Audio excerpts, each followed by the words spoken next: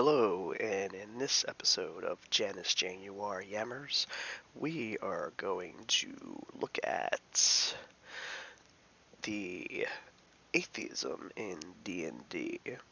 And so the reference here is in the last episode, it's a little bit more off-put, but in the last episode, Janus Jaguar Yammers, in episode 2, he made a reference to us men taking the atheistic approach to self-improvement. That's not to be confused with the solo approach or, the toxic approach, just an atheistic approach. What he meant by this was the in-group, out-group dynamics of a religious community it can be rather hindering because, as it's just stated, there's an in-group and an out-group, and regardless of how anyone feels, in-group and out-group matters for the individual. If you are on the out-group in some way, even if you are within the in-group, you're going to feel that. But also, at the same time, some religious communities are going to be rather hostile directly at you because of that in-group, out-group dynamics, even if you are just like them in your practice of said religious theology, expression, and behavioral ritualistic aspects, or even better. You can even be a better person than them. I know for a fact, Janus, for example, and even myself, Janus, is we are better atheists, or rather, I take that back. We are better Christians than many of the Christians we grew up with in Catholic school. Yeah, so let's dive on into this. The reason why I'm going to be talking about atheism in D&D is because it's a controversial subject, and I like to play D&D. And the important part here is, so first and foremost, we're going to start with what does D&D itself have lore-wise with atheism.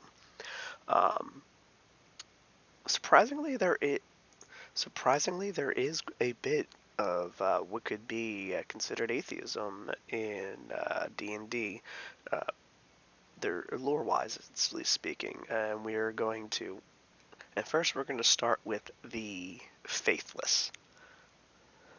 The faithless are mortal souls who have died without a chosen patron or who did not have one take them to their place in the afterlife.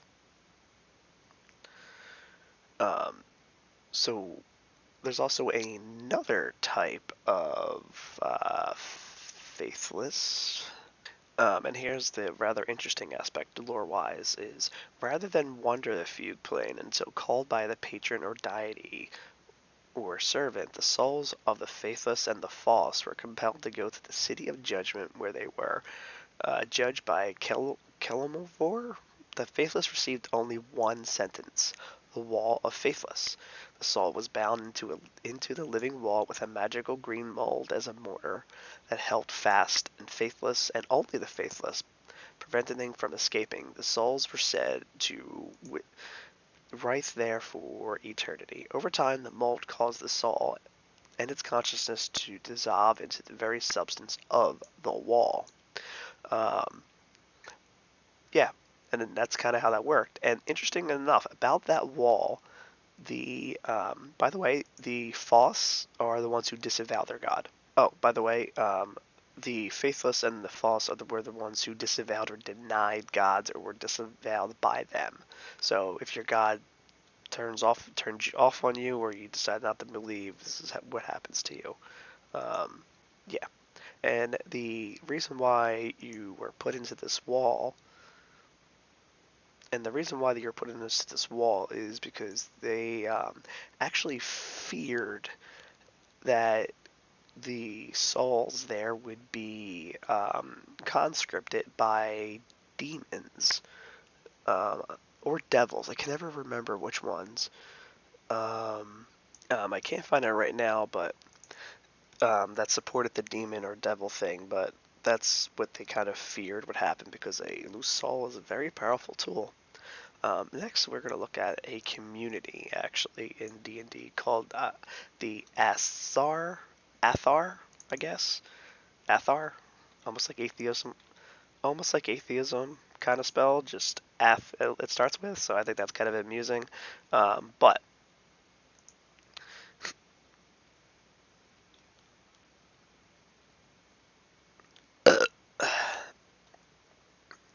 the Athar are a faction in the Planescape setting that the foundation of the philosophy is that beings called gods, Zeus and Thor, and Pelor and Mystra and Bahamut, and all those entities worshipped all over the planes are not worthy of worship. Keep this quote in mind because that is my exact argument of why atheism is okay in D&D, regardless of what your character is. It's about what you, the person, as in the character that the person made, believes in the justification of it. So let's say, for example, but we'll get into that later. Divine power,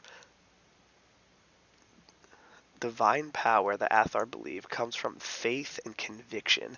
One one not need worship a god to cultivate it. One can simply believe in oneself and the power, all divine miracles of any cleric. The gods falsely claim a monopoly over this power and act like petty tyrants with holy wars and fragile egos and totalitarian attitudes towards their worshippers.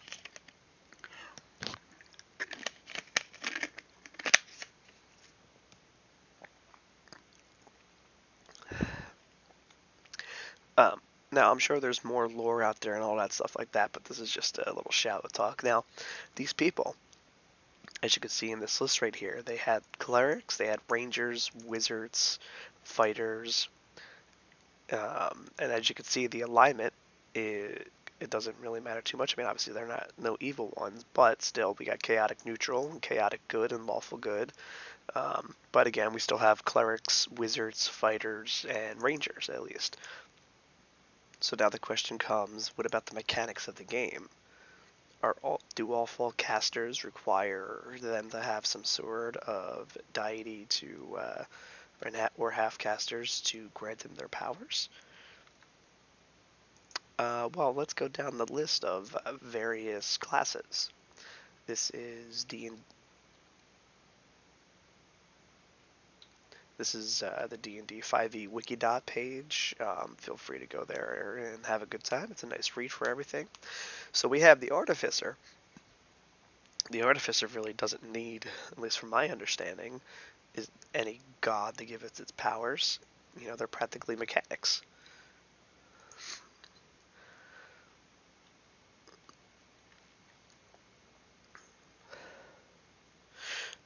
Masters of invention, artificers use ingenuity, magic to unlock their extraordinary capabilities in objects. They see magic as a complex system waiting to be decoded, and then harnessed in their spells and inventions. You can find everything you need to play one of those inventors in the next few sections.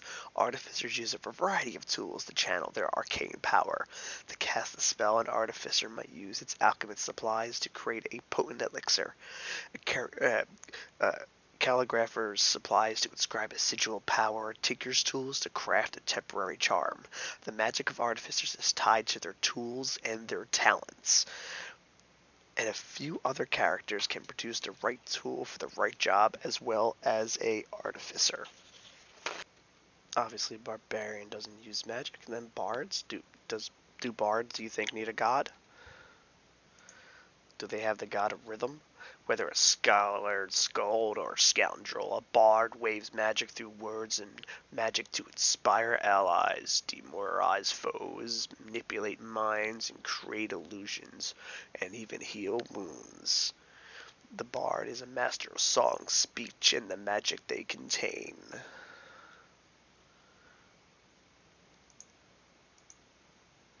Sounds pretty godless to me. Cleric. Now, as we saw, there was clerics without a god um, in the Azar, so we don't even need to read those. Druids. Druids, for example, do they need a god? Whether calling on the elemental forces of nature or emulating the creatures of the animal world, Druids are the embodiment of nature's resilience, cunning, and fury. They claim no mastery over nature, but see themselves as extension of nature's indomitable will.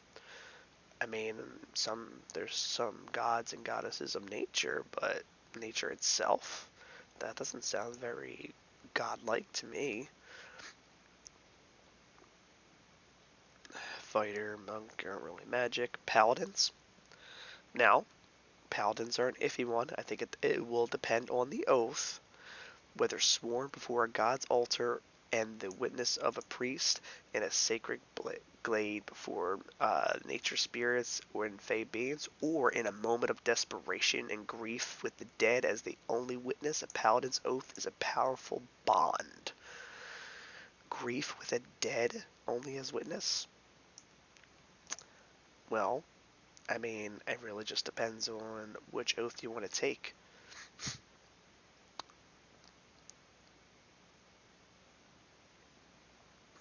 How about rangers? They're half casters. What about them? Do they they're kind of like druids, so they don't really have much magic in the sense of a patron, but they have magic in the sense of borrowing nature's magic. The rogue doesn't do any magic. Sorcerers, their magic literally comes from within. Sorcerers carry a magical birthright conferred to them by an exotic bloodline, some unworldly influence or exposure to an unknown cosmic forces. No one chooses sorcery. The power chooses the sorcerer. See, this comes from within. Now, it can come from a god, as it can be influenced for some worldly influence, or unknown cosmic forces, which could be cosmic forces, could be a god. It just, just unknowingly being a god. Warlocks. Again, warlocks are seekers of knowledge that lies hidden in the fabric of the multiverse. Through pacts made with mysterious beings of supernatural power, warlocks unlock magical effects both subtle and spectacular. Now there are several different ways that warlocks can obtain their power. Several different sources can give them power. Like there's an archfey one. The great old one, I would say, is probably a god. Um, you can even a warlock can even make a pact with a devil. Is a devil a god? Like, is an archdevil a god? Now, don't get me wrong. There could be archdevils, or I guess it'd be higher than archdevil, that would be considered gods in their right, in their plane, so to speak. And then we have wizards. The wizards are supreme magic users, defined and united as a class by the spells they cast, drawing on subtle weaves of magic that permeates the cosmos. Wizards cast spells of fire, arcing lightning, subtle deception and brute force, mind control, and much more.